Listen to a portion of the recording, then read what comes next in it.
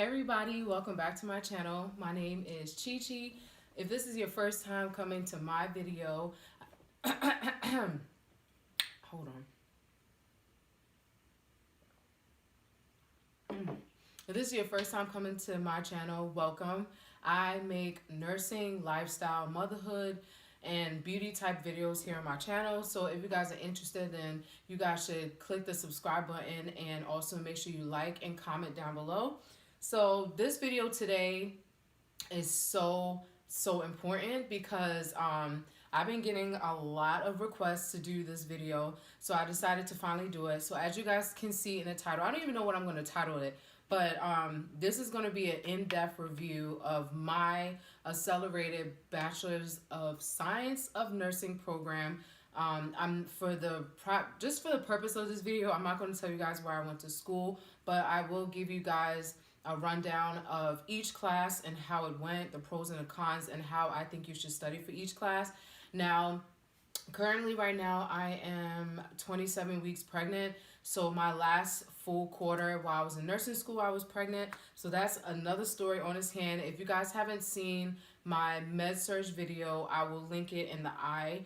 And if you guys haven't checked out my how to ace your med surg and health assessment class, I'll also link that up top and link all my nursing school videos down below. All right, so let's get into it. So I basically have my iPad here because first of all, you guys are going to need like a pencil and a pen in case you are taking similar classes to this or you are having trouble studying or whatever, because I'm going to give you guys a lot of tips, which is why I brought out all of my stack of books here that I use to study for my program to get out of it and to graduate on time. All right, so the first quarter, so basically my program is 16 months, okay? We do fall, spring. I started in the fall.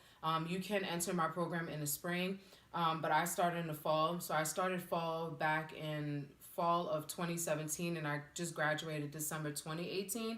So I did the fall, spring, summer, fall. Okay, so let's get started. So the first semester was rough. So that semester I was taking a nursing history class, a fundamentals of it's like a fundamentals nursing course where you basically learn the foundation of just nursing, period. We had a lab that was attached to it, and we had patho and pharmacology together as one. Altogether, that was 16 credits. The most credits in that quarter was the pathophysiology and pharmacology class, which I got an A in. So I'm going to start off with the nursing history class. So that class to me was pretty basic. You just pretty much learn about Florence Nightingale and all the other nurses who pretty much paved the way for the field of nursing. You get to learn about the whole background about that. Now, Foundation of Nursing was basically the class where, in my school, where they taught us how to, do vitals, how you can do assessments on patients, what questions you should be asking, open-ended, not closed-ended, like, do you have pain? Like, yes, no, we don't want that. We ask, like, how long has your pain been going on? Is there any precipitating factors that, led up to this pain? Stuff like that. We also learned how to do meds, giving meds like IVs, suppositories, vaginal suppositories. We also learned how to do nasal gastric tubes, learning how to hook up different IV drips, learning how to do IV pumps, all that different type of stuff. So in this fundamentals class, the lab and the class was separate. So basically in my school, if you pass the lab, but if you passed, even if you have like 100 in the course and you failed the lab, you failed the course, and then you have to start all over. So, and also with the lab course, you have practicums. There's two of them. Usually we had one like mid-semester, and then we have one towards the end. Mid-semester is just basically everything that you learned about and fundamentals up into the midpoint, and you're tested on it. Now, with my school, we also do med calculations. In my school, the first quarter, for whatever reason, they didn't allow us to use calculators, so we had to do all of our math by hand. Oh, I hated it. Like, I really hated it because I was born in America, and like everybody uses calculator. Like growing up, that's what I remembered. So to go backwards and not use a calculator didn't make sense to me, but that was how they did it.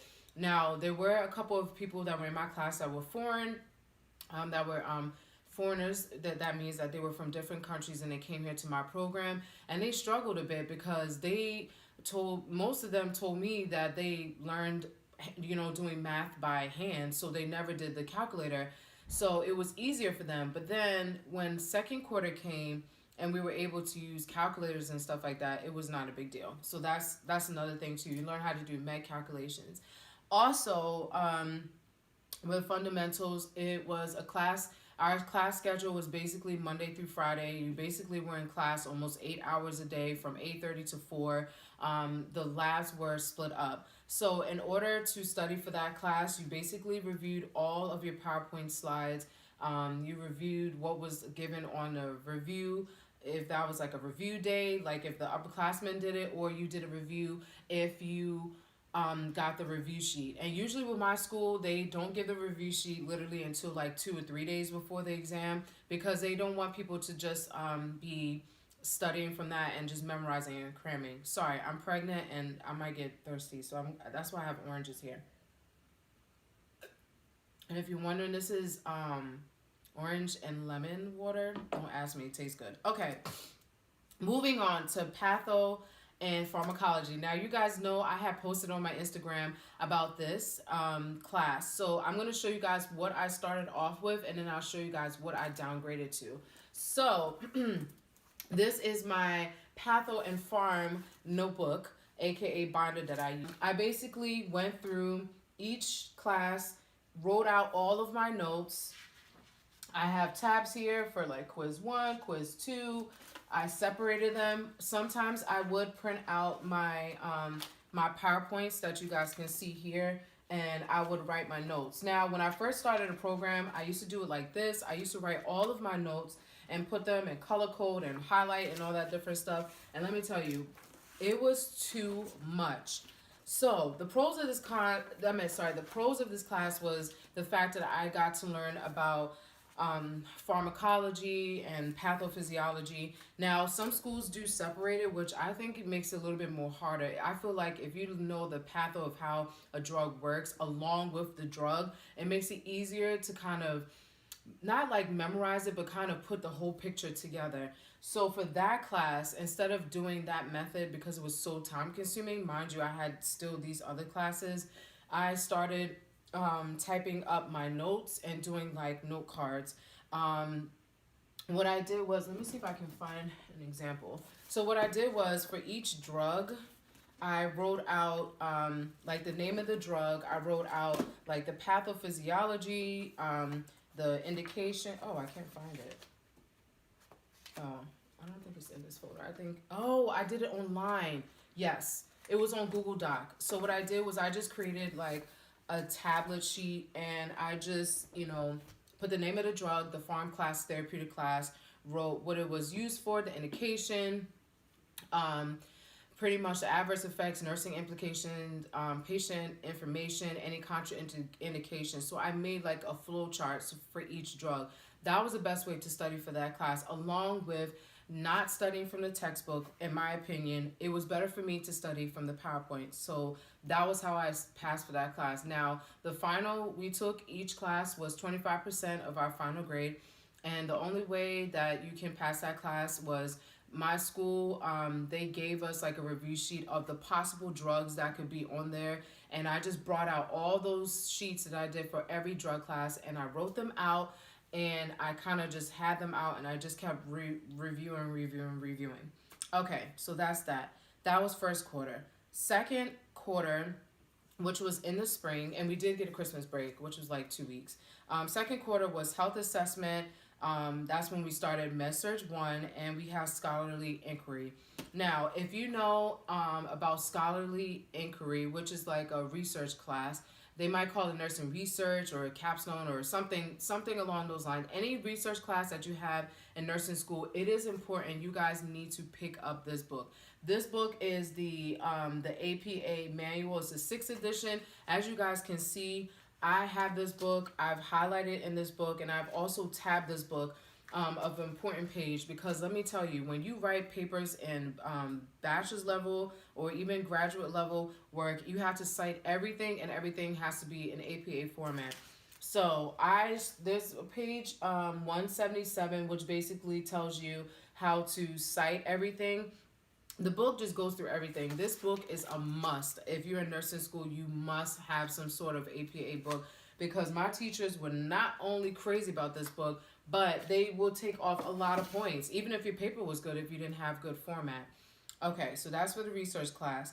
Health assessment, like I said, I have a video on that, so I'll just link that up at the top so you guys can find out more about that. Now, I did start MedSearch 1 in my spring class. This was the first class where you get to learn about all the diseases: Crohn's disease, celiac disease, heart failure, pulmonary edema, I don't know, COPD, sexual diseases like HIV, STDs, basically all the body systems. So you learn about all the body systems, and you learn about all the drugs that are affiliated with that body systems, assessments associated with that body systems. This class was hard for me. I'm not gonna lie, I struggled in this class because going from one semester to another, the questions kind of changed. Like, it was no longer black and white. It was more about, excuse me, it was no longer black and white. You basically had to choose answers based on assessments. Like, let me see, for instance, like if somebody has COPD, you know, what are some things that you're looking for? No longer will say like coughing or anything like that. You'll be looking for words like dyspnea, having trouble walking, has a history of like smoke use, stuff like that. Like the questions are more like symptomatic based, assessment based. So you had to really understand what a disease was about to, in order to get the question correct. And then number two, which made that class hard, was that the answers became select all that apply. So in my school, they started doing select all that apply. So it can be all of the answers that are correct. It can be 3 of the answers, 4 of the answers, 2 of the answers. But basically, if you missed one of the select all that apply, even if you got the other ones correct, you did the question wrong. Okay? So for this class, what I did again was there was a Davis drug guide, which I think I've talked about before in my other nursing video. What I liked about it was there was a Davis drug guide. It looks like this. And this drug is calcitonin. And it's used to treat Paget's disease, anybody who needs help with that. Hold on, what am I trying to say? Paget's disease. It also helps with people who are post-menopausal, to help keep their calcitonin levels within range. So you won't get like osteoporosis and stuff like that. So what I did was I printed it out, and I did this for a lot of drugs. So what I did was I printed it out, I wrote my own notes, things that I felt like could stick with me, like calcitonin. Another name they would call it is probably like salmon. Yeah, and what's important about this drug is like you have to report if a person is like allergic to any seafood or salmon. Also, you want to make sure that you are monitoring the calcium serum levels. So like if somebody is too low or too high, what are you looking for? Like the Chevek sign or the Tursu sign with the fingers, stuff like that. I mean, these are things that you'll be taught, and these are things that they will test you on. And that's the hard part, because it's so much. So you have to basically figure out what is actually really important, what actually really sticks out. And then with these, they also tell you like nursing implications. So you want to watch obviously for any rashes. Let's see here what I already mentioned. Yeah, monitoring for calcium levels, monitoring for phosphate levels. And then also you want to tell them how to take it. So if the patient has like any issues with taking the meds, if they have like warm or flushing, they should notify the doctor.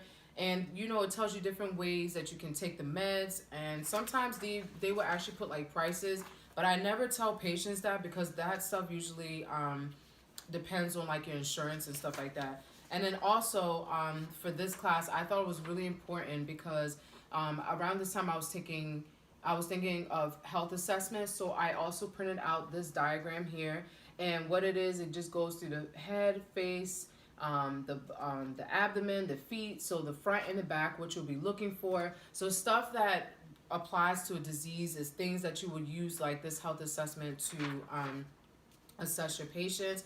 The best way I found to study for this class again was using the PowerPoints, creating my own study guide.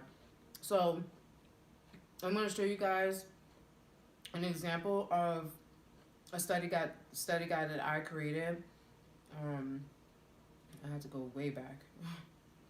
Let me see.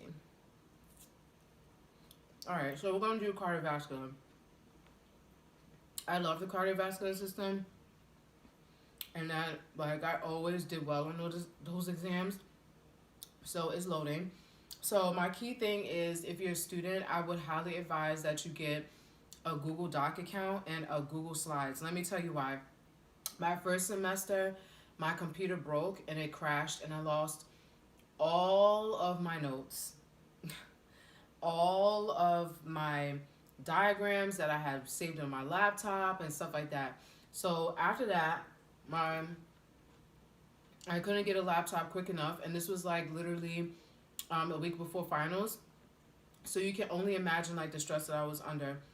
So my advice is get Google Slides, get Google Docs, download all of your PowerPoint slides to Google Slides, and every time you type something, or if you like you type something, or if like let's say you make any edits, you don't have to change it. It automatically saves, so you never have to worry about, oh my god, did I save my notes? Oh my god, did I do this? Oh my god, did I do that?